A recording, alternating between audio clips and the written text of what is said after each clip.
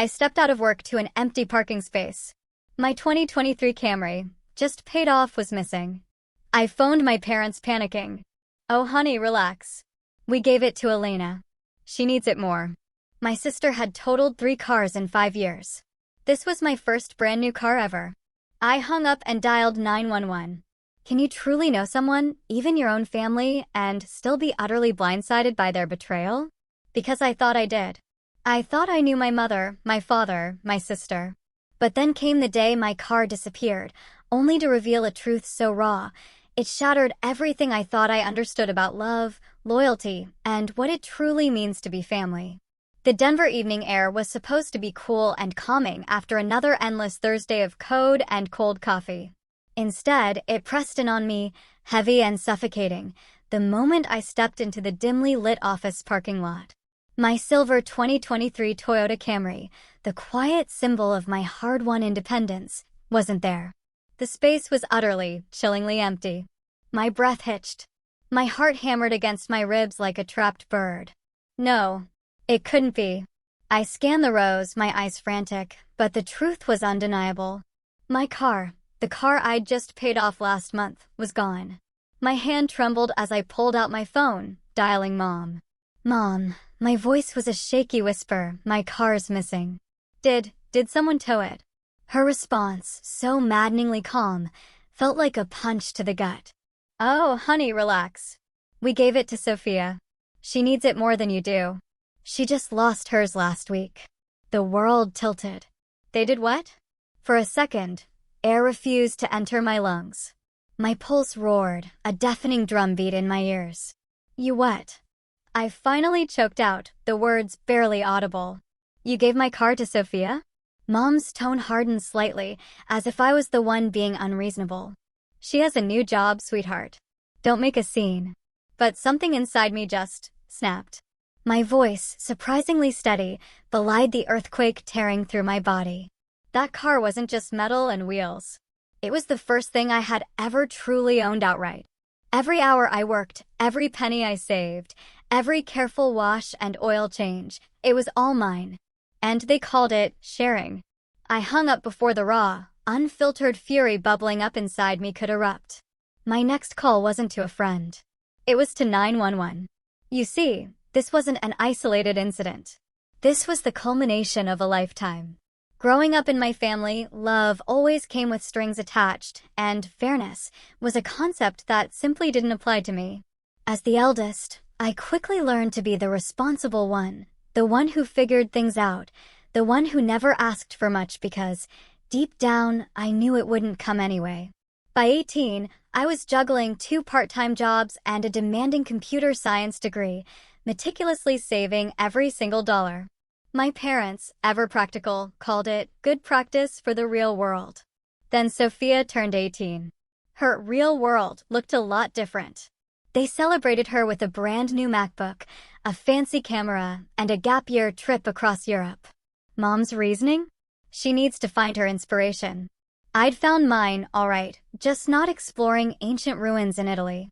Mine was forged at 3 a.m. in a dusty library cubicle, surrounded by empty coffee cups and the relentless hum of ancient computers, wondering why my quiet, consistent effort never garnered the same applause as Sophia's dramatic, chaotic discoveries.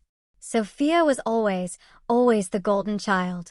Even at 27, she was still living at home, a revolving door of abandoned passions. 3 jobs in 2 years, each one ending with her finding herself between yoga retreats and online art classes she never finished. And each time she stumbled, my parents would swoop in, a human cushion for her every fall, blaming bad management or toxic workplaces. The brutal truth? Sophia never learned to stand on her own 2 feet because they never, ever let her fall. I watched it all from a distance, a cocktail of pity and burning resentment twisting in my gut. Every single one of her stumbles meant another chunk of their savings gone, while I was still meticulously budgeting groceries, paying off my student loans, one painful, drawn-out installment at a time. I remember one night, clear as day, when I was 19. I was sitting on my worn bedroom floor, counting out meager tips from my cafe shift, desperately trying to stretch them enough to afford a used laptop for my classes. My mom, however, knocked and walked in, a wide, proud smile on her face, holding a sleek white box. "Isn't it great?" she chirped, placing the gleaming MacBook on Sophia's bed. "Your sister needs it for her group projects." I just nodded, a practiced mask of indifference plastered on my face, pretending it didn't cut. But I remember the hollow ache in my chest the next morning when I opened my ancient, sputtering Dell, its fan wheezing like it was apologizing for even existing. That was the moment it truly clicked. In my family, effort wasn't admirable. It was invisible. By the time I graduated, I'd stopped expecting fairness. I simply stopped. I landed a tech job in Denver, moved out, and made a silent, sacred vow to myself. I would never ask them for help again. The freedom, initially, was a stark, lonely thing. But it was fiercely, entirely mine. I paid my own rent, navigated taxes, cooked meager meals for one, and discovered the quiet, profound joy of earning without owing anyone. The years blurred into a demanding rhythm: work, save, survive, repeat. Then, after 6 grueling years of scraping and hustling, I achieved something monumental. I bought my first car. Not a beat-up hand-me-down. Not a clunker from some distant cousin. This was my car. A brand new 2023 silver Camry. Reliable, modest, and gloriously, unapologetically new.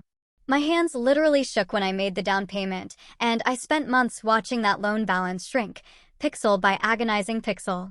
Each payment was a small, personal triumph, irrefutable proof that true independence could be built, one stubborn, deliberate decision at a time. Whenever I drove it home to visit, my parents would eye it like some shiny, irresponsible mistake. "You should have let your dad co-sign," Mom would inevitably say, her tone laced with disapproval. "It's dangerous for a woman alone to manage loans." I just offer a polite, tight-lipped smile, gripping my keys even tighter. Sophia, meanwhile, was on her 3rd totaled car. One from texting while driving. Another after a celebratory night out. Each time, they replaced it within weeks. "She's just unlucky," my dad once mused, almost fondly. I remember staring at the photo of her latest crashed Honda, the front crumpled like tissue paper, and thinking, how could anyone be that unlucky 3 times in 5 years? But in our family, Sophia's bad decisions were never failures. They were simply another opportunity for her to be rescued, for me to fade further into the background. The irony of it all was almost poetic. I, the perpetually responsible one, the steady, dependable rock they never had to worry about, had become utterly invisible. Why? Because I didn't need saving. I didn't beg for attention, so I didn't get any. In their eyes, I had enough, and in their skewed world, enough was synonymous with too much. So, I stopped sharing. I stopped explaining my accomplishments, my hard-won victories. When I got that big promotion, I kept it to myself. When I hit a major savings goal, I celebrated alone, with a quiet carton of takeout sushi. It was just easier that way. I learned to carry my pride like a secret, a quiet strength they couldn't possibly take from me. Until that day, standing in that cold, empty parking lot, listening to my mother's unbelievably casual tone through the phone, the crushing realization hit me.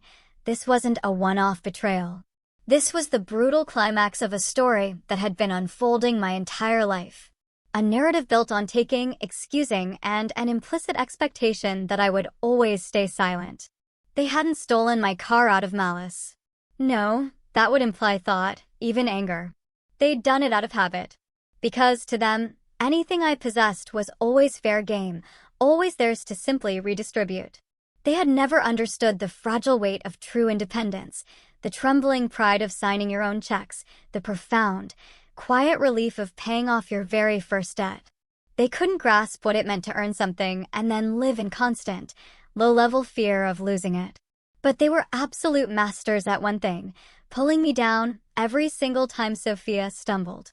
As I stood there, phone pressed to my ear, listening to the hollow dial tone after hanging up on my mother, a single, crystal-clear thought settled deep within me. They don't know what it feels like to stand on their own 2 feet because they've spent their whole lives standing on mine. The phone felt impossibly heavy. My thumb hovered, then pressed 911. My voice, though shaking, came out clear, cutting through my panic. "I'd like to report a stolen vehicle." A pause. Then the calm, disarming tone of the dispatcher. "Can you describe the vehicle, ma'am?" I swallowed hard, the lump in my throat almost choking me. A silver 2023 Toyota Camry. Colorado plates, registered under my name, Chloe Miller. My reflection in the dark office window looked alien, a stranger speaking through my lips. "When did you last see the vehicle?"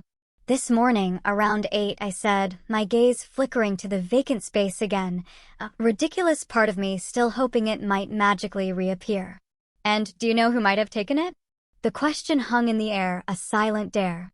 I drew a breath that burned all the way down. "My parents? They gave it to my sister, Sophia, without my permission." Silence again. The kind that makes you wonder if you've just confessed something utterly unspeakable. Finally, the dispatcher's voice, softer now. "You believe your family took your car without consent." "Not believe," I corrected, my voice firm despite the tremor deep inside. "I know. My mother told me." Another beat of silence. "Understood, Ms. Miller. Please stay where you are. I'm sending an officer to take your statement." By the time Officer Davis arrived, a mere 20 minutes later, the sun had already slipped behind the jagged office towers, casting the parking lot in a melancholic, pale orange glow. She emerged from her patrol car, an island of calm in my personal storm, her presence radiating a quiet competence that somehow made the chaos feel, for a fleeting moment, manageable. Her dark hair was pulled back neatly, her voice steady, yet undeniably kind. "Ms. Miller?" she asked. I nodded, clutching the folder I'd instinctively snatched from my desk, the one bursting with my car's documents. "You reported a stolen vehicle?" I handed her everything: title, registration, insurance, ironclad proof of payment, even the last loan statement, proudly stamped paid in full. "All of this is under your name," she confirmed. "Yes," I affirmed, my voice gaining an unexpected strength. "Completely mine. No co-signers, no shared ownership." She nodded, flipping through the papers with an almost surgical precision. "And you didn't give anyone permission to take it?" "No one," I stated, my voice now firm. "They used a spare key I left with my parents for emergencies. I never said they could give it to someone else." Officer Davis looked up, her gaze meeting mine directly. "Do you know where your sister might be driving the vehicle?" "No idea," I admitted, a bitter, humorless laugh escaping me. "She could be anywhere. Probably posting about her new gift on Instagram right now." A small, sympathetic smile touched Davis's lips. "Family theft cases are complicated," she acknowledged, "but they're still theft. Whether it's a stranger or a relative, the law doesn't make exceptions for feelings. The law doesn't make exceptions for feelings."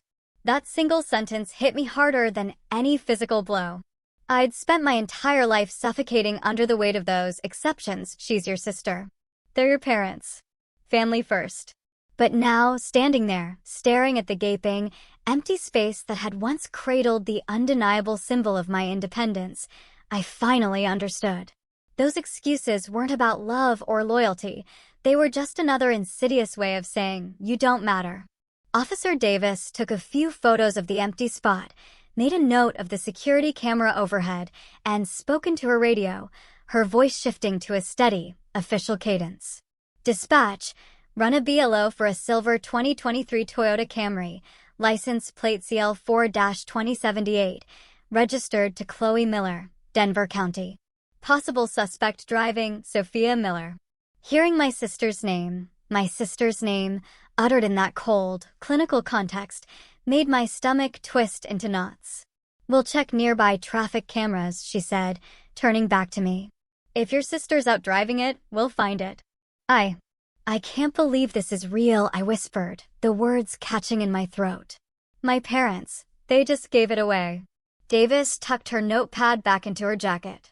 "You'd be surprised how often family members assume ownership over someone else's property. It's not about need, Miss Miller. It's about entitlement." I exhaled shakily, my eyes burning. "I always thought only strangers could betray you." She studied me for a long moment, her voice dropping to a softer register. Sometimes it's easier for strangers to be honest, Ms. Miller. Family expects forgiveness before they even say sorry. God, she was right. The streetlights flickered on, painting long, skeletal shadows across the asphalt. Officer Davis handed me a card. Here's your case number. Keep it safe. If your sister or parents contact you, don't engage. Just document everything. We'll handle the rest. I nodded numbly, my hands trembling as I tucked the small card into my wallet. She paused before getting into her patrol car. You did the right thing, you know. I almost laughed, a dry, bitter sound. It doesn't feel like it. Davis offered a faint, knowing smile. Doing the right thing rarely does at first. But trust me, this isn't about the car anymore. It's about respect. And you're owed that. As her flashing red and blue lights receded down the street, melting into the distant hum of city traffic, I was left utterly alone. I sank onto the curb, staring fixedly at the dark void where my car had been.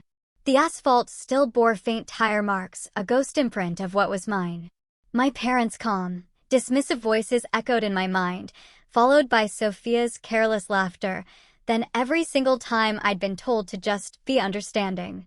But for the first time in my life, I wasn't going to understand. I wasn't going to shrink or rationalize or let it slide. This time, I would make them face what they'd done. Not out of revenge, but because a crucial, life-altering truth had finally clicked. Forgiveness means absolutely nothing without accountability. I looked up at the flickering streetlight above, the case card still warm against my palm, and whispered into the night, a silent declaration. You don't get to take from me anymore. Then I slowly stood, brushed the dust from my skirt, and walked back toward the building. The woman who'd parked here this morning was gone. The line had been crossed, and this time, I wasn't going to erase it. Not ever. I stared at the quiet screen of my phone for what felt like an eternity after Officer Davis drove away. The city lights, a glittering tapestry on a stranger's car hood nearby, beckoned. For a fleeting, desperate second, I actually considered it. Just go home. Pretend none of this happened. Convince myself it wasn't worth the fight. But then, the image of Sophia, behind the wheel of my car, laughing, perhaps even bragging about her new ride, burned through my chest like a corrosive acid. No, not this time.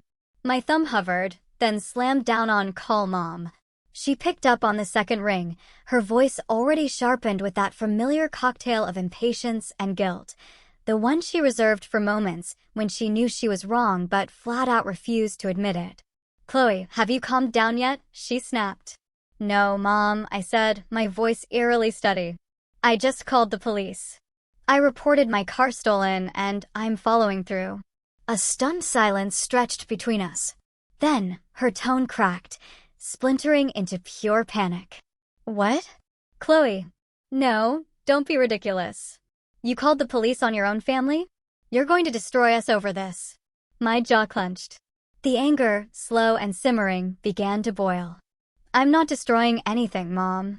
This family destroyed itself the moment it decided theft was an act of love." In the background, I could hear the TV, the muffled clatter of dishes, and then Dad's voice, concerned. "What's going on?"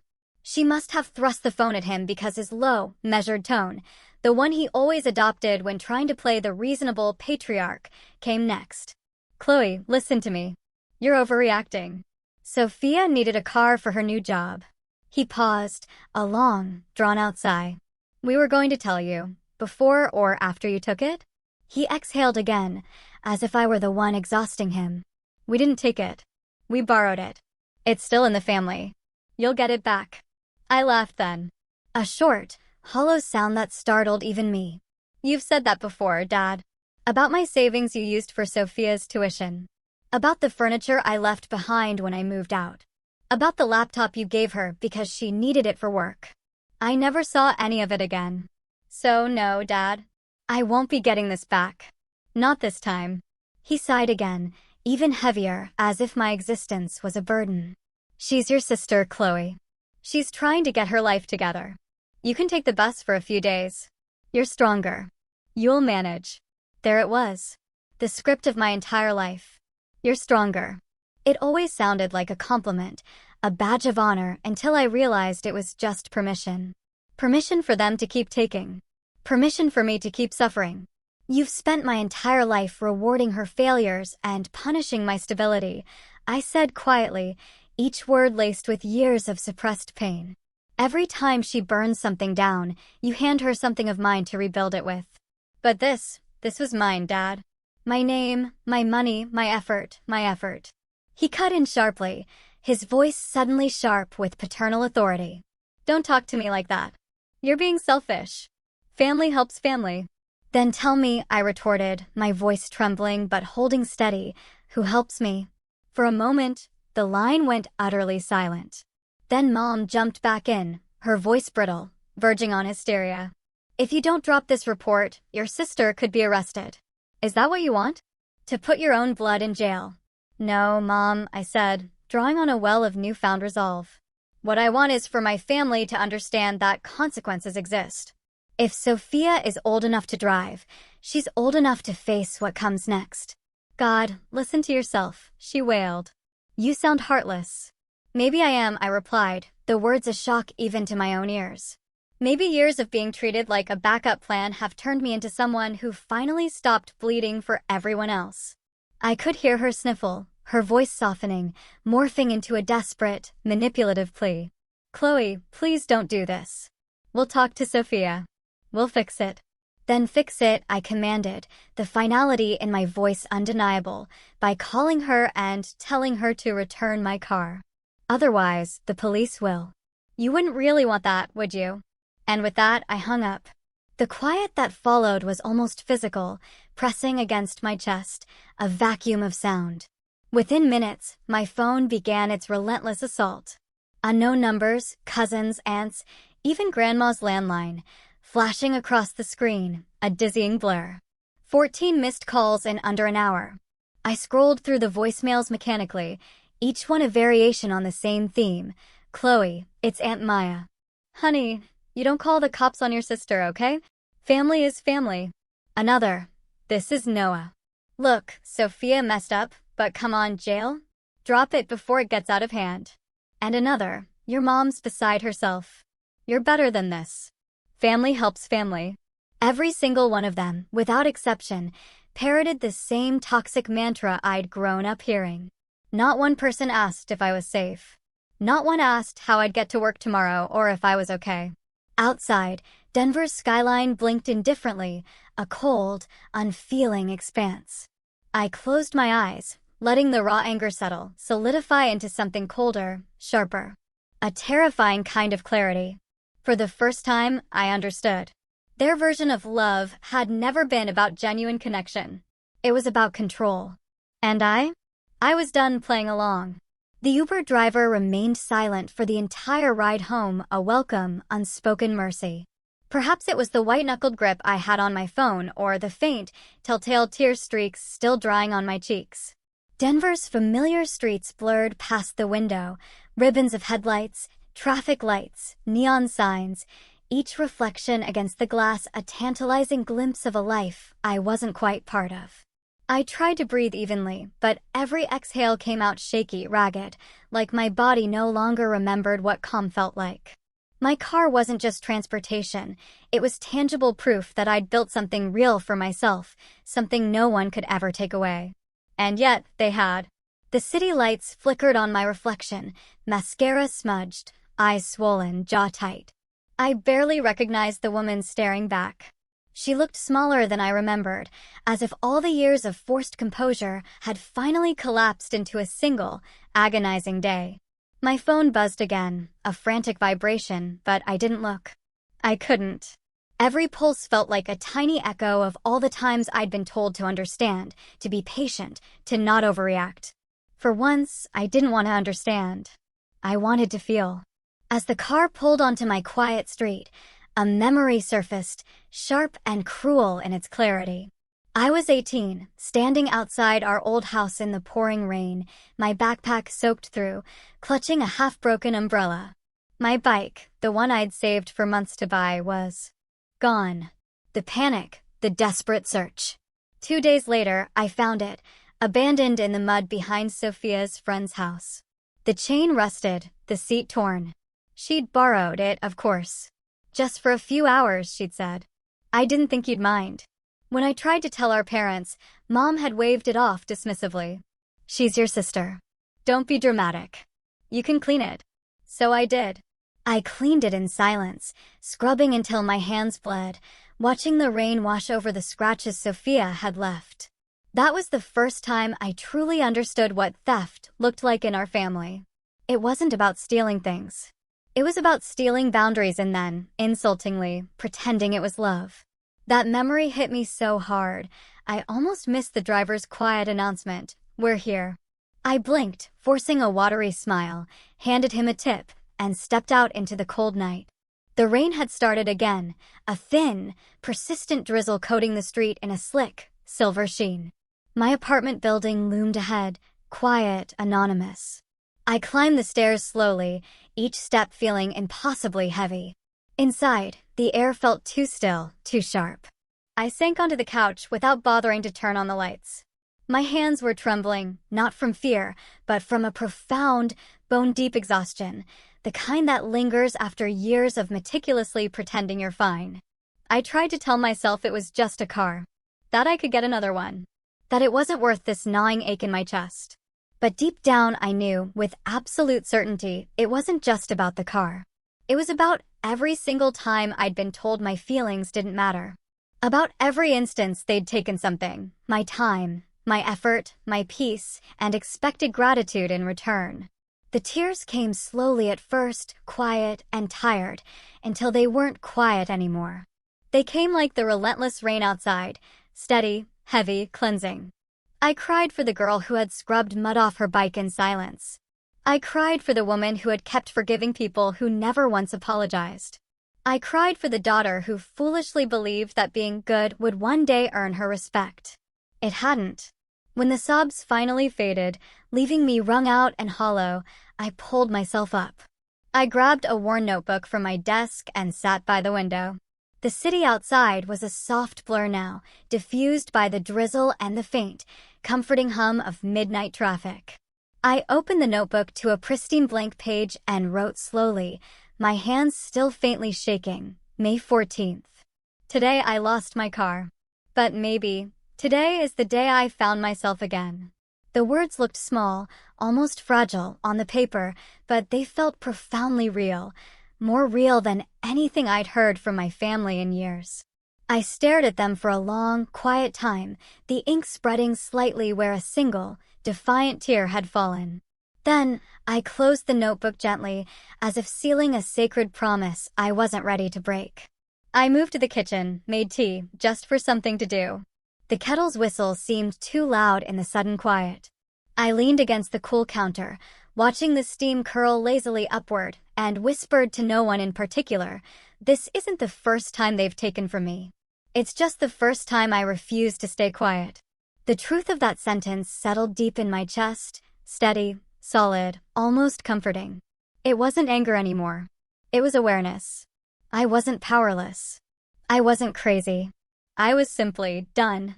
Outside, a car passed, its headlights sweeping briefly across my living room wall before disappearing. I thought of Sophia driving my Camry, her hands on the very steering wheel I'd gripped with such pride every morning. I wondered if she felt even a twinge of guilt, or if she'd already convinced herself she deserved it.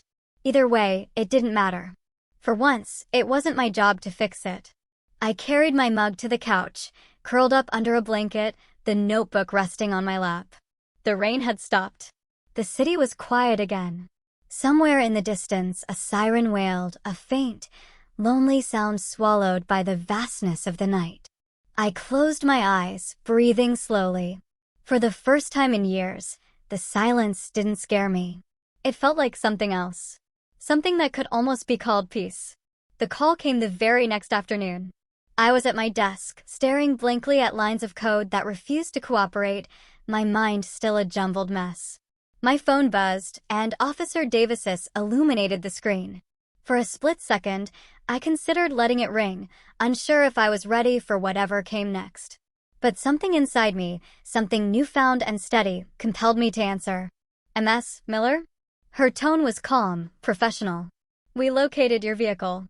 I straightened in my chair, my heart leaping. You did?" "Yes.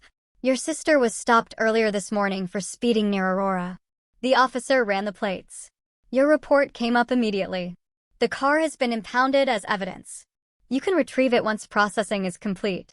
I exhaled, a breath I hadn't realized I'd been holding. "Is she okay?" "She's fine," Davis stated, then after a beat, added, "Your parents have been calling the station nonstop since it happened. They wanted us to cancel the case." Her voice held a faint, almost imperceptible edge of irony. "But it doesn't work like that, Ms. Miller. Once a report is filed and probable cause confirmed, it becomes a criminal investigation." "She's been taken in for questioning." For a few seconds, I couldn't speak. The sheer, overwhelming reality of it all pressed down on me. My family's deeply ingrained chaos, now meticulously documented in police logs, case numbers, and official paperwork. There was no undoing this. And yet, deep down, beneath the shock, I felt something that almost resembled relief. "Thank you," I finally managed, my voice raw, "for treating it seriously." Davis's tone softened slightly. "It's what we're here for." "You'd be surprised how many people don't think family theft counts." "It does," I affirmed.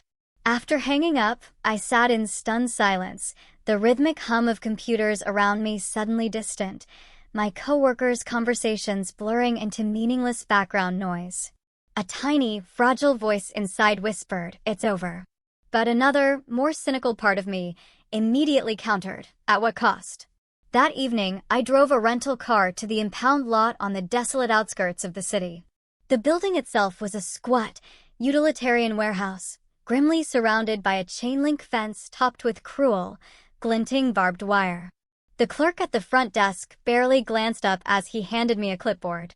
"Camry silver, right? Space 34. Keys inside. Just sign here."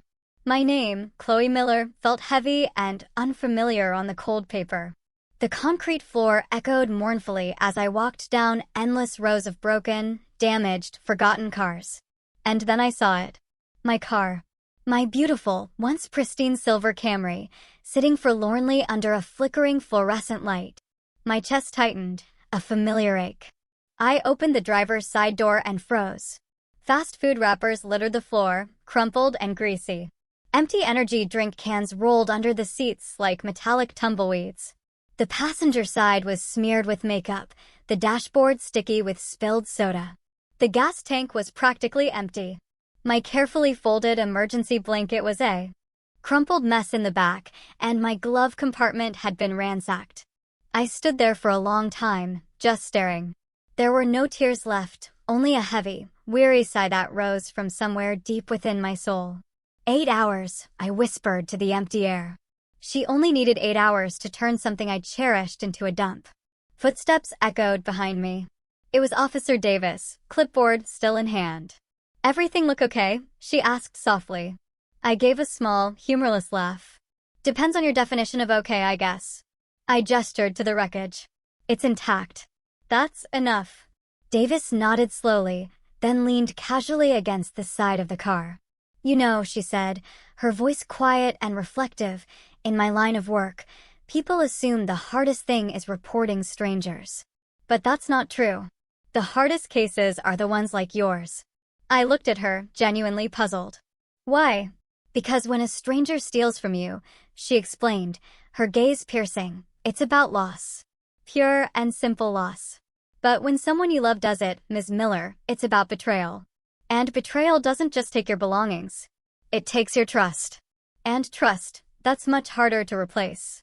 Her words sank into me like heavy stones dropped into still water, creating ripples of undeniable truth. I wanted to disagree. I wanted to cling to the idea that it wasn't betrayal, that it was just a mistake, a misunderstanding. But I couldn't. Because she was absolutely, tragically right. I closed the car door gently and leaned against the cool hood. I used to think being strong meant forgiving everything, keeping the peace at all costs, I murmured, more to myself than to her. But maybe being strong is finally saying enough. Officer Davis smiled faintly, a knowing, weary smile. "That's exactly what it means." We finished the paperwork in a quiet, solemn silence. She handed me the keys and wished me luck. As I slid into the driver's seat, the lingering, sickening smell of stale fries and gasoline hit me anew. It should have made me angry. Instead, it just made me profoundly, utterly tired. I started the engine. The familiar hum sounded the same, steady, loyal, as if nothing had happened at all. The seat automatically adjusted to my saved position, a tiny, comforting reminder that this car still remembered me. Driving out of the desolate impound lot, I glanced in the rearview mirror. For a split second, I thought I saw Sophia's reflection there, carefree, reckless, utterly untouchable. But it was just me. Just the woman who had finally, agonizingly, stopped being her family's safety net. By the time I pulled into my apartment complex, the sky was ablaze with a fiery orange, the last defiant light of day spilling across my windshield. I parked, shut off the engine, and just sat there in the sudden quiet. My hands rested on the steering wheel, the same one that had been stolen, dirted, and now finally returned. It wasn't perfect anymore. Neither was I. But it was mine again. And for the first time in years, that was enough. 3 days later, a soft, deliberate knock echoed at my door. It wasn't the usual hurried delivery or a neighbor's casual rap. When I peered through the peephole, my heart sank with a familiar dread. Standing there, wrapped in her thick wool coat and clutching her small leather purse, was Grandma. 83 years old, sharp-eyed despite her age, and still, somehow, the only person in our entire family who could instantly make me feel like a vulnerable 12-year-old again. I opened the door before she could knock a second time. "Grandma," I said, my voice barely a whisper. She offered a faint, almost sad smile. "Can I come in, mija?" Her voice was gentle, but there was an unmistakable weight beneath it. The comforting scent of her lavender perfume followed her as she stepped inside, setting her purse carefully on the coffee table, as if preparing for a very long, very difficult talk. I offered her tea, knowing full well she hadn't come for tea. She settled onto the couch, her hands folded tightly in her lap. For a long moment, she simply studied me, my tired face, the dark shadows under my eyes, the quiet, defiant stiffness still clinging to my posture. Finally, she sighed. "Your mother told me everything." I stayed standing, arms crossed, a protective barrier. "I'm sure she did." "She's worried sick," Grandma said softly. "Your sister, too." "Sophia's a mess." I laughed, a small, bitter sound that held no humor. "A mess?" "She stole my car, Grandma. My parents helped her do it." "I don't think a mess quite covers it." Her eyes flicked toward the window, then back to me, brimming with unspoken concern. "The police report. The court case." She hesitated, her voice barely audible. "Sophia will have a criminal record. A real one. Do you understand what that means for her future?" I leaned back against the cool kitchen counter, its solidity a small comfort. "Yes, Grandma. It means she'll finally face the consequences of her actions." Grandma looked at me then, long and hard, her voice trembling slightly. "Consequences can destroy a person, Chloe.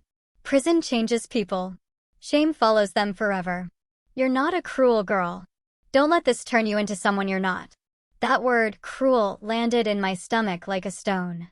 I'd heard it so many times in the past few days, from so many voices, that it had started to lose its sting. But hearing it from her, it hurt in a profoundly different way. "Cruel?"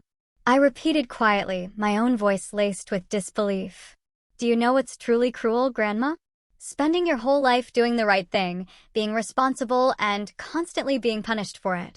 Watching everyone else break things, lie, steal, and still get forgiven, excused because they're fragile or lost. Grandma's gaze softened, but she remained silent, allowing me to speak. I drew a shaky breath, the words spilling out, a dam finally breaking. When I was 18, Sophia took my bike and left it out in the rain. They told me not to make a fuss. When I was 20, Mom used my savings for Sophia's tuition without even asking me. When I bought my first car, Dad said I was showing off. And now, they took what I worked 6 years for, what I built with my own hands, and gave it away like it was nothing. And I'm the one who's heartless because I finally said no. For a long time, she didn't say anything.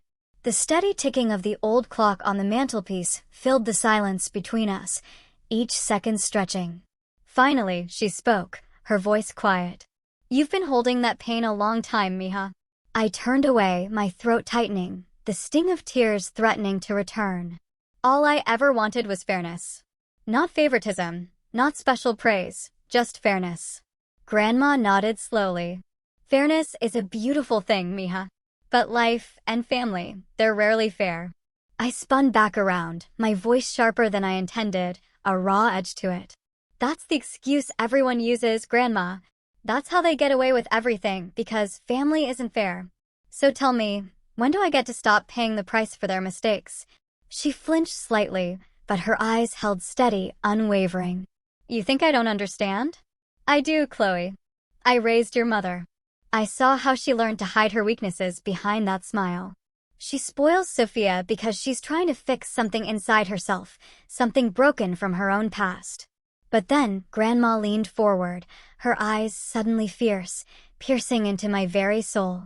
But Chloe, that doesn't mean you have to bleed for her redemption. Her words startled me into a profound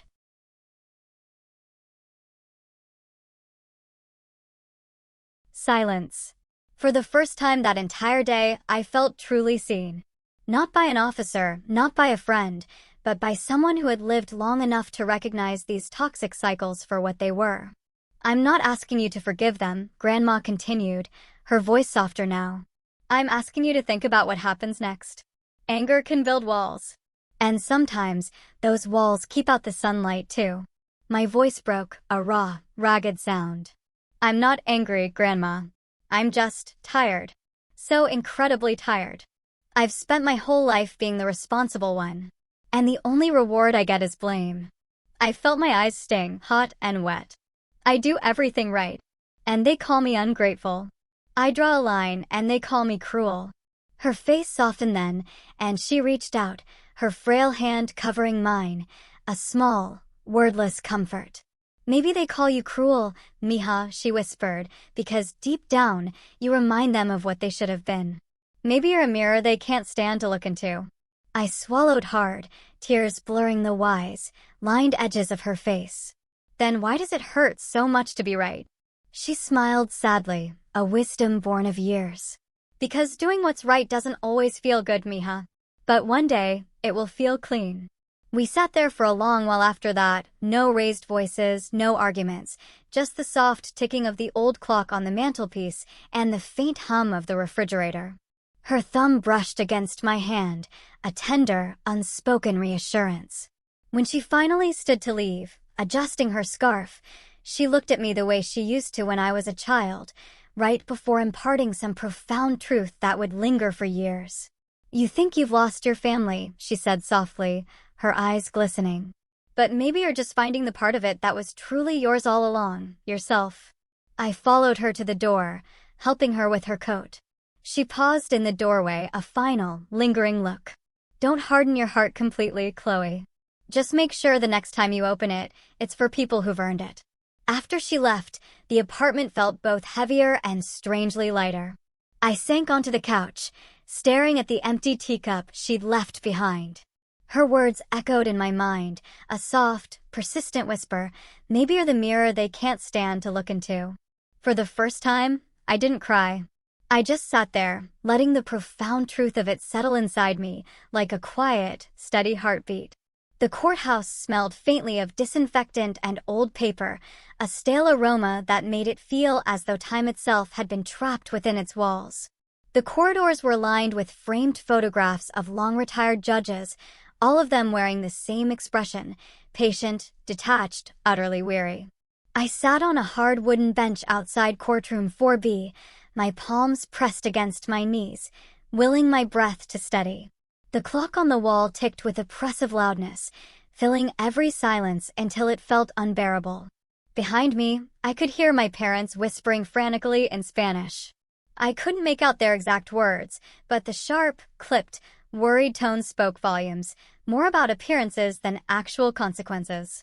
Sophia sat between them, tapping her foot nervously, her eyes glued to her phone, pretending not to hear their hushed argument. The public defender leaned against the wall, scrolling through notes on his tablet, probably already categorizing this as just another family drama case in his endless list. When the clerk finally opened the door and called, "The State of Colorado versus Sophia Miller," my stomach lurched, turning cold as ice. I rose to my feet, following the group inside. The air in the courtroom felt even colder than the hallway, the fluorescent lights too bright, too harsh. Every sound was amplified, the rustle of papers, a bailiff's quiet cough, the creak of old wood. The judge sat high above us, a formidable woman in her 60s with short, severe gray hair and eyes like steel, polished by years of human disappointment. She looked at Sophia, then down at the file open before her. "Ms. Miller," she began evenly, her voice cutting through the silence, "you've agreed to enter a plea today." Sophia's response was barely audible, a small, broken sound. "Yes, Your Honor." Her lawyer nodded, shuffling papers towards the bench. I stayed behind them, in the second row from the front, sitting perfectly still. My heart hammered in my chest, a frantic drum, but outwardly, I must have looked calm. Years of practice, pretending to be unshakable, had made me good at that. The judge took the statement, reading it briefly, her gaze unreadable, before handing it back. "Ms. Miller, please read your written admission aloud for the record." Sophia's fingers trembled visibly as she unfolded the paper. Her eyes flickered towards our parents, then quickly down again. For a long, agonizing moment, she didn't speak. The silence stretched, heavy and expectant, until the judge cleared her throat, a soft but firm warning. Finally, Sophia began, her voice thin, but clear, undeniably clear. "I, Sophia Miller, admit that I took my sister's vehicle without permission on May 14th. I knew the car was not registered to me. I knew I didn't have permission to drive it. I took it anyway because I thought my sister would forgive me. I was wrong. What I did was theft. I'm sorry." Her voice cracked on those last two words, a single, solitary tear sliding down her cheek. I watched it, detached, waiting to feel something. Anger? Pity? Relief? But all I felt was profound, bone-deep exhaustion. The judge nodded once. "Thank you, Ms. Miller." She turned to the clerk. "Let the record reflect a guilty plea." Her gaze returned to Sophia. "This court accepts your admission. Your sentence, 6 months of probation, a 1-year suspension of your driver's license, and restitution to the victim in the amount of $847 for impound and processing fees. Failure to comply will result in immediate revocation of probation and a jail sentence." The gavel came down with a sharp, echoing crack. The sound vibrated through my spine. Across the aisle, my mother's hand shot out to clutch Sophia's arm, whispering frantic comforts. My father's jaw clenched so tight, I could see the muscle in his cheek twitch. Sophia nodded numbly as her attorney whispered instructions about signing papers and probation meetings. No one, not a single one of them, looked at me. When the judge dismissed the court, I stood up slowly, acutely aware of every pair of eyes in the room now on me. My parents turned first. My mother's gaze locked onto mine for a brief, searing second, filled not with apology, but with something that looked suspiciously like quiet accusation. My father didn't look at me at all. He simply guided Sophia towards the exit, his arm protective around her shoulder. She followed obediently, head down, her hair falling over her face like a curtain, shielding her from the world. They passed within arm's reach of me. I could have said her name. I could have asked her to stop, to say something, anything. But I didn't. Because I already knew exactly what would happen. She'd look at me with that same maddening mixture of guilt and self-pity. And my mother would immediately step in, her voice shrill, "Chloe, don't make things worse." So I stayed silent. The sound of their footsteps faded down the hallway, swallowed by the relentless noise of other cases being called. State versus Andrews, State versus Miller. Just another day in court. For them. When I finally stepped outside, the Denver sky was a bruised, low gray, the air thick with the promise of oncoming rain. Families huddled together under umbrellas, some crying, some relieved, scattering into the parking lot. I stood alone on the courthouse steps, watching them. My family was nowhere to be seen. Maybe they'd parked around the corner, maybe they'd already fled. It didn't matter. For the first time, I didn't chase after them. I simply walked to my car, the same Camry that had ignited this whole painful saga, and unlocked it. The seat was cold beneath my hand, the faint, cloying scent of stale soda and cheap perfume still clinging stubbornly to the upholstery. My hands rested on the steering wheel, and I exhaled a long, shaky breath. 6 months probation, a 1-year license suspension restitution. Words that sounded almost comically small compared to the lifetime of emotional imbalance we'd all endured, but it was something. It was acknowledgement, at least. They'd called me destructive, cruel, vindictive. But sitting there, watching the courthouse shrink in my rearview mirror, a profound realization bloomed within me, a truth I'd never dared to confront before. Maybe the family had already been utterly broken long before today. Maybe all I'd truly done was finally stop pretending their love was unconditional.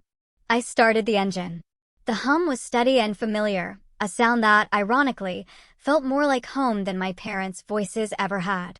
My reflection in the windshield looked different. Older, yes, but calmer, sharper, undeniably more resolute. They walked away like I was a stranger, I thought. Maybe they were right. Because I wasn't their obedient daughter anymore.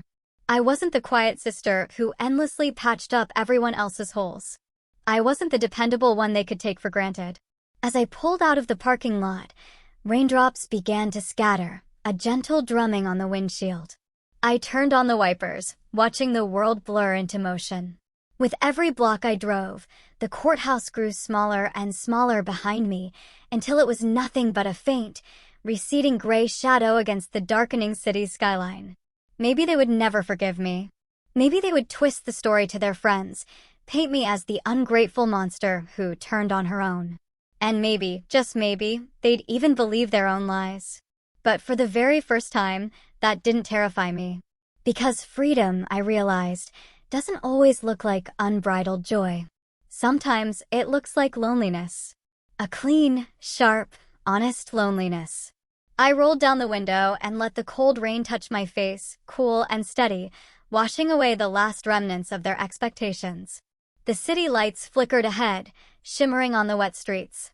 They said I ruined everything, I whispered to myself, the words barely audible over the patter of the rain.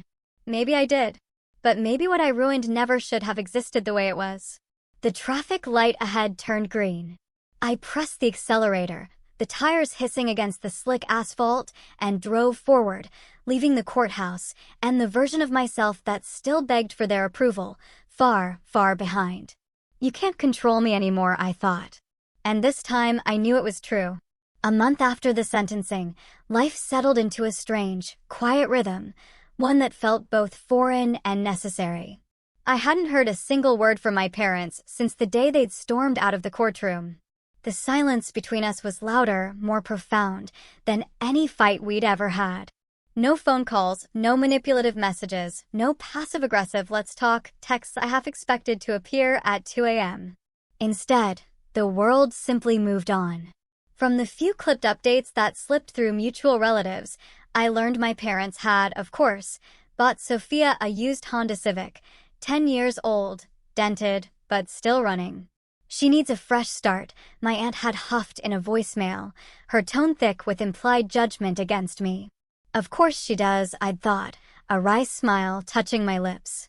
In their world, redemption was always something you could simply buy, as long as you paid cash and never, ever uttered the word sorry. I didn't respond. I didn't have it in me to keep explaining myself to people who had already chosen their villain. Instead, I began building a new kind of quiet. I moved apartments, relocating across the city, closer to the foothills where the air felt a little clearer, a little less stifling, and the neighbors didn't pry. I changed my phone number, blocking every contact that carried the Miller last name. Everyone except Grandma. She was the only one who still called, her voice warm and steady, asking about my work, my new plans, whether I was eating enough. She never, not once, mentioned Sophia, and I loved her fiercely for that silent respect. The first few weeks of this new solitude were strange, almost disorienting. I'd wake up in the mornings, still half expecting a message, some manufactured family emergency that would demand I drop everything and rush to fix it. But none came. And slowly, agonizingly, that low-grade anxiety began to fade, replaced by something else entirely: peace. I filled the silence with small, deliberate rituals. Making coffee before dawn. Opening the curtains wide to let sunlight flood my new apartment. Taking long, reflective walks after work. The quiet no longer felt empty. It felt earned. One morning, stepping out onto my balcony with my coffee, I looked down at the parking lot. There it was, my Camry, gleaming clean, shining in the morning light, still parked in the same designated space I'd claimed. For months, that car had been a potent symbol of everything broken inside me: the anger, the betrayal, the profound sense of loss. But now it looked different. It wasn't just a reminder of what had been taken. It was undeniable proof of what I'd taken back. I walked down to the lot, my fingers tracing the warm metal of the hood, heated by the morning sun. I detailed it myself just 2 weeks prior, vacuumed every crumb, meticulously wiped every smudge, filled the tank, even replaced the floor mats. It looked brand new again, except for a tiny scuff mark near the door handle, one I deliberately decided not to fix. A reminder. Then I opened the driver's side door and, with a quiet sense of ceremony, locked in the bright yellow steering wheel club I'd ordered online the night before. The sturdy bar stretched across the wheel like a quiet, unyielding declaration. It wasn't just protection from thieves, it was a promise to myself. Not to lock the car, no. But to remind myself, no one touches what's mine without permission. Ever again. Standing there in the early morning light, the city still half asleep, I realized how profoundly different the word mine felt now. It wasn't about mere ownership. It was about boundaries. About choosing what I allowed into my life and what I firmly, unequivocally, didn't. Some nights, I'd still lie awake, wondering if Sophia hated me or if she'd learned anything at all from what had happened. I wondered if my parents sat around their dinner table, pretending I didn't exist, or if they spun comfortable narratives where they were the victims of my cruelty. Maybe both. But the difference now was simple. It wasn't my burden anymore. I'd carried that impossible weight my entire life, the invisible responsibility to make everyone else comfortable, even at my own agonizing expense. To be the calm one, the forgiving one, the daughter who never caused trouble. That version of me had served them well. But she was gone now. In her place was someone quieter, yes, but infinitely stronger. Someone who didn't apologize for wanting respect. Someone who understood that peace doesn't always mean reconciliation. Sometimes it means walking away, decisively, and refusing to look back. Weeks bled into months. I started saying yes to things again: after-work dinners with colleagues, invigorating weekend hikes, art classes I used to tell myself I didn't have time for. People began to know me not as Sophia's sister or the good daughter, but simply as Chloe, the woman who loved coding, black coffee, and slow, peaceful Sunday mornings. And yet, every single time I approached my car, that vibrant yellow steering wheel lock caught the sunlight, a small, defiant badge. It reminded me of the girl I used to be, the one who'd scrubbed mud off a broken bike in the rain, who'd stayed quiet while others took and took. Not anymore. As I drove to work one morning, the radio playing softly, I caught my reflection in the rearview mirror. I looked steady, unhurried. There were faint lines at the corners of my eyes now, not from age, but from all the years I'd spent holding myself together. I smiled, just a little. The road ahead stretched wide and open, an endless ribbon of possibility. It was the kind of freedom that doesn't come from running away, but from finally standing still and realizing that no one owns your direction but you. And when I parked that evening, I glanced back at my car before locking it, feeling that same steady, calm wash over me. They called me selfish, I thought. But maybe for the first time, I was just being fair to myself. The steering wheel club glinted under the streetlight as I walked away. In that moment, I felt no anger, no regret, just a profound, clear certainty. The truth was simple, and it had taken me 30 years to truly learn it. What's mine isn't just what I earn, it's what I protect. 6 months later, the relentless Denver air finally softened. The last vestiges of snow melted into slow, meandering streams, and the trees outside my apartment burst forth with vibrant green. Life, unexpectedly, began to settle into something that almost resembled peace. It was around that time that I found myself joining a small local support group, aptly named Boundaries and Healing. It met every Thursday night in the unassuming basement of a community center, a circle of mismatched chairs, the comforting aroma of warm tea, and people who carried quiet, resilient scars, much like my own. Some had parents who simply refused to listen. Others, siblings who never apologized. We were all there for the same fundamental reason, to learn how to stop bleeding for people who kept cutting us. The first time I spoke, my voice trembled, a shaky confession of years of suppressed pain. I told them about the car, about the gut-wrenching betrayal, about how I'd spent my entire life being the strong one, the one who never dared to say no because family first was the unbreakable rule etched into my very bones. I spoke about Sophia, about my parents' deafening silence, about the cold, sterile courtroom. As I spoke, I braced myself for judgment, for the familiar accusations. But when I finally looked up, all I saw were wet eyes and understanding, nodding heads. A woman across from me whispered, so softly, "That's not selfish. That's survival." And in that moment, something deep inside me finally cracked open, not from pain, but from a profound, liberating release. Every week after that, I came back. We talked about boundaries, about the suffocating weight of guilt, about a kind of forgiveness that didn't necessitate reunion. I learned, truly learned, that walking away doesn't make you cruel. It simply means you've stopped pretending that broken things can still bear weight. One evening, our group leader posed a question: "What's the hardest truth you've learned since setting your boundaries?" I thought for a long moment, tracing the rim of my teacup, the silence in the room heavy with shared stories. That I didn't lose my family, I finally said, the words ringing with a newfound clarity. I just lost the people who never respected me enough to actually be a part of it. No one spoke for a while. Then, slowly, almost synchronously, everyone began to nod again. That night, driving home, I felt lighter than I had in years. I started doing more things alone, not out of loneliness, but because I actively wanted to. I took long drives through the majestic mountains on weekends, sometimes with no destination in mind, just the open road. The first time I drove through Independence Pass entirely by myself, I rolled down all the windows, letting the cold, crisp wind whip through my hair. The road curved along dizzying cliffs and expansive valleys, the horizon stretching endlessly ahead. There was no one in the passenger seat to fill the silence, but somehow it didn't feel empty. It felt honest. I stopped measuring my worth by what I gave. I started measuring it by what I meticulously kept, my peace, my precious time, my hard-won sense of self. One Sunday evening, I drove up to Lookout Mountain just before sunset. The road wound higher and higher until the sprawling city below was nothing but a shimmering sea of golden light. I parked near the edge, stepped out, and leaned against the hood of my car.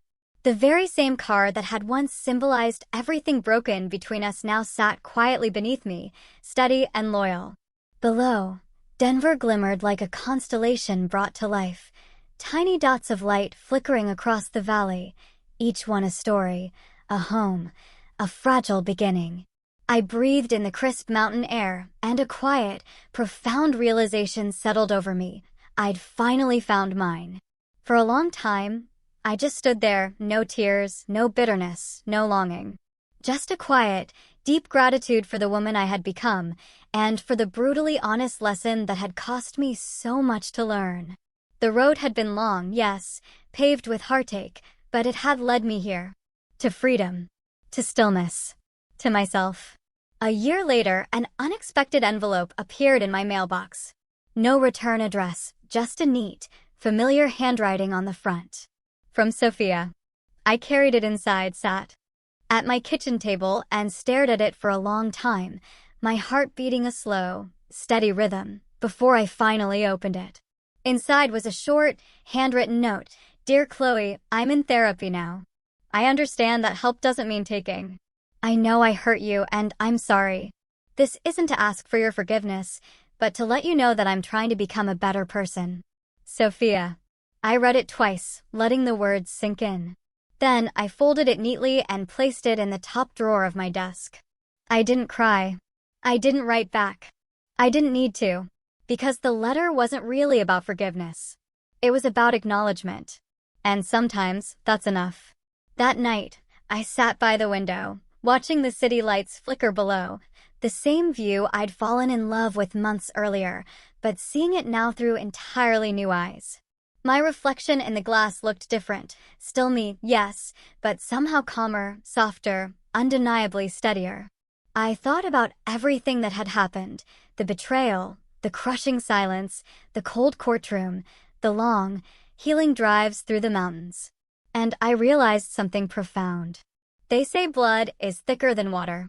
But I'd learned, through bitter experience and hard-won peace, that respect is thicker than any mere relation. A car. A boundary. A single, terrifying act of self-respect. That's all it took to fundamentally rewrite the story I'd been living my whole life. Because the people who truly love you don't take from you, they protect what you've worked hard for. As I reached over and locked my steering wheel for the night, the bright metal bar gleaming faintly under the streetlight, I smiled. A genuine, unburdened smile. Sometimes, the hardest battles we face aren't with strangers. They're with the people we love most. Family can teach us compassion, but it can also, painfully, teach us precisely where our boundaries must begin and end. Love without respect, I now understood, is just control wrapped in sentiment. It's so easy to confuse sacrifice with loyalty, to believe that saying no makes you cruel. But true love, real healthy love, never demands that you abandon yourself to keep others comfortable. Setting boundaries isn't about punishment, it's about protection. It's the moment you stop endlessly proving your worth and finally start honoring it. Forgiveness doesn't always mean reconnection. Sometimes, it means choosing peace over proximity. And the most important relationship you will ever protect is the one you have with yourself. I'm still navigating this new landscape, still learning to trust the quiet strength I found on that painful journey. If you've ever had to stand up to your family, to draw that impossible line, I want to hear your story. How did it change you? What lessons did you learn? Let me know in the comments below. I'm reading every single one.